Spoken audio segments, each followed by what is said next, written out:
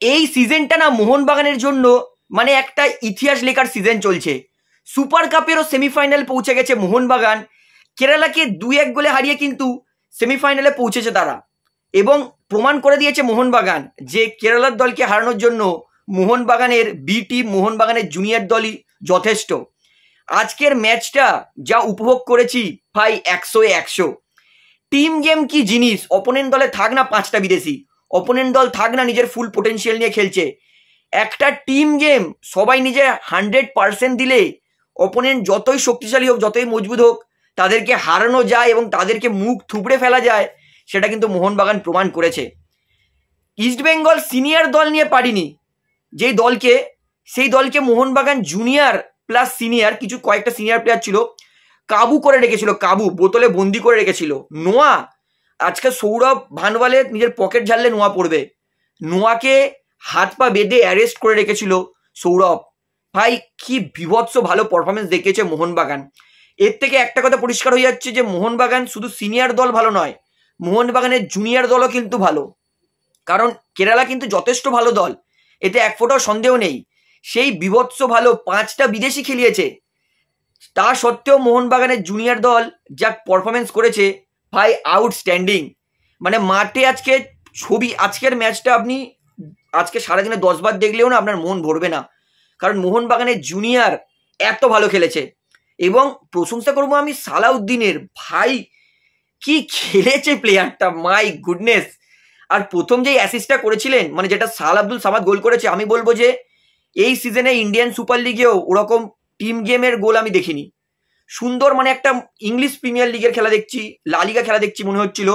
মানে উইঙ্গার ডিফেন্ডারকে কাটিয়ে side line দিয়ে গোল করেছে, এবং স্ট্রাইকার মানে সাল বল রিসিভ করেছে, মানে সাহালের কাছে মনে হচ্ছে কত টাইম, সাহাল স্লো মোশনে ফুটবল খেলছে।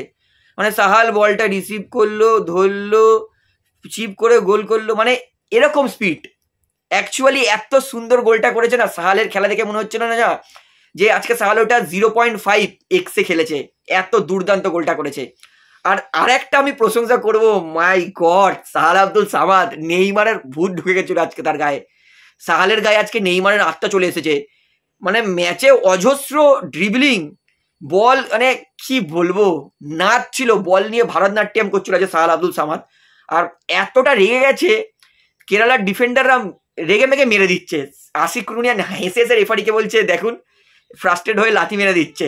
মানে আজকের মোহনবাগান, আমি সিরিয়াস বলছি, চ্যাম্পিয়ন অবশ্যই, কিন্তু এই জুনিয়র দল সিনিয়র প্লেয়ার নিয়ে যা খেলে দিয়েছে না, আমি বলবো আমি এই সিজনে মোহনবাগানের এরকম পারফরমেন্স খুব কম দেখেছি। কিন্তু মানে 11টা প্লেয়ারেরই প্রশংসা করবো, 11টাই, ইনক্লুড ধীরাজ, ফ্যাবুলাস পারফরমেন্স করেছে। মানে আজকে 11 জনকে আপনি কাউকে বাদ দিতে পারবেন না যে আজকে এ প্লেয়ার অফ দ্য ম্যাচে ডিজার্ভ করে না। অবশ্যই সালাউদ্দিন আজকে বেস্ট পারফর্মার, এতে এক ফোঁটাও সন্দেহ নেই। জানি না ম্যান অফ দ্য ম্যাচ কে পাচ্ছে, তবে আমার জন্য অবশ্যই সালাউদ্দিন, সাল আব্দুল সামাদ, আশিক কুরুনিয়ান, সৌরভ ভানওয়ালে, আমানদীপ সিং, নুনো রেইস, কাউকে বাদ দেওয়া যাবে না ভাই, কাউকে বাদ দেওয়া যাবে না। আজকে এত ভালো নিখুঁত মোহনবাগানের পারফরমেন্স এই সিজনে আমি মনে হচ্ছে খুব কম দেখেছি। 11টা প্লেয়ার এত ভালো খেলেছে। এবং বলবো ইস্টবেঙ্গল যেটা হারিয়েছিল রাউন্ড অফ 16-এ, তার কিন্তু বদলা নিয়ে নিয়েছে মোহনবাগান কেরালাকে হারিয়ে। অর্থাৎ মোহনবাগান কিন্তু প্রথম দল সেমিফাইনালে পৌঁছে গেছে। এবং আজকের সেকেন্ড গোলটাতে আসি, আশিক কুরুনিয়ান যা পাস দিয়েছে না, আমিও মনে মনে ভাবছিলাম কাজ ওই জায়গাটা আমি থাকতাম। মানে এত ভালো পাস, মানে মানুষ এটা ড্রিম করে যে এরকম জায়গায় পাস আসবে। এবং সোহেল ভাট সঠিক জায়গায় ছিল, আশিকের বলটাকে রিচ করে সেকেন্ড পোস্টে গোল করে মোহনবাগানকে 2-0 আগিয়ে দিয়েছে।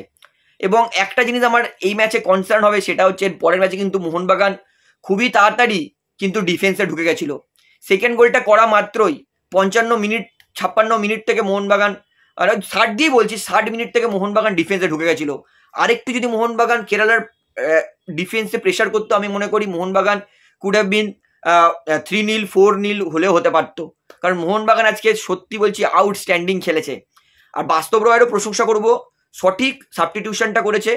এবং গ্ল্যান মার্টিন আজকে অপশন ছিল না কি মোহনবাগানের কাছে, গ্ল্যান মার্টিনকেও সঠিক সময় নামিয়েছে, গ্ল্যান মার্টিনকে নামিয়ে মাঝখানটা জ্যাম করে দিয়েছে। এবং অবশ্যই কেরালা আজকে গোল মিস করেছে, কিন্তু এত ভালো মোহনবাগান প্রেশার করেছে, তো তার জন্যই কিন্তু গোলগুলো মিস করতে বাধ্য হয়েছে। আর ধীরাজ সিংও আজকে নিজেকে প্রমাণ করেছে না, ধীরাজ সিংও দুর্দান্ত ডিজার্ভ করে। এবং আমি বলবো যে কেরালা, আমি আমার ম্যাচ রিভিউতে যা বলেছিলাম আমার কিন্তু 100% মিলে গেছে। মোহনবাগানের প্লেইং 11 যা বলেছিলাম সেটা হয়েছে, কেরালার প্লেইং 11 সেম বেরিয়েছে, কোনো কিছু পরিবর্তন হয়নি। বলেছিলাম যে যদি কেরালা মনে করে যে মোহনবাগানকে হারিয়ে দেবো তাহলে এটা কিন্তু সব থেকে বড় ভুল হবে, কারণ এই দলটা কিন্তু ফাউন্ডেশন মানে ডেভেলপমেন্ট লিগ জেতা দল, মানে সমস্ত প্লেয়ারের মধ্যে একটা আন্ডারস্ট্যান্ডিং কম্বিনেশন আছে এবং গরমটাও কিন্তু মোহনবাগানের ফেভারেই গেছে। কারণ আমরা সবাই জানি যে গরমের খেলা মানে যে যত বেশি দৌড়াতে পারবে, দৌড়েছে কে? আশিক কুরুনিয়ান আর সালাউদ্দিন। মোহনবাগান কিন্তু ওখানেই ম্যাচটা আজকে জিতে গেছে।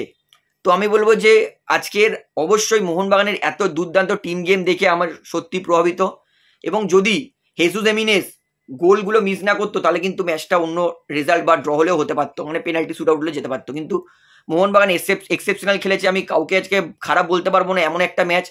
তবে একটাই কথা বলবো, এর পরের ম্যাচে মোহনবাগানের কিন্তু ডিফেন্সিভ মিডফিল্ডেরটা ওই জায়গাটা কিন্তু একটুখানি ঠিকঠাক করতে হবে।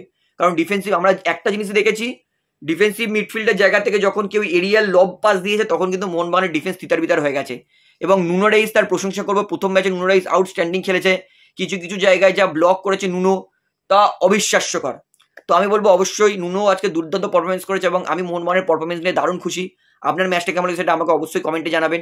তাহলে বন্ধুরা ভিডিওটা এখানে শেষ করছি, আশা করি ভালো লাগলো। তো ভিডিওটি ভালো লাগলে অবশ্যই লাইক করুন, কমেন্ট করুন, শেয়ার করুন এবং চ্যানেলে জান উত্তর আছেন সকলকে একটা অনুরোধ করবো, তারা অবশ্যই পাবলিক ভিউ করবো, চ্যানেলটিকে সাবস্ক্রাইব করে বেল আইকন প্রেস করে অল করে রাখবেন। ধন্যবাদ।